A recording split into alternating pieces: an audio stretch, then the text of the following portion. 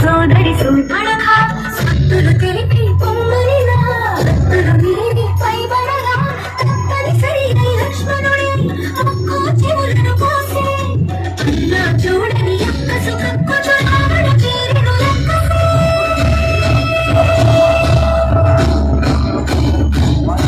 రావణుడు మాయ చేసి రావణుడు మాయలేడి అయినాడు మారీచుడు సీత కొరకు రాని వెనుక పలికిన శ్రీరాముడు అతను చూసి సీతని అపహరించెను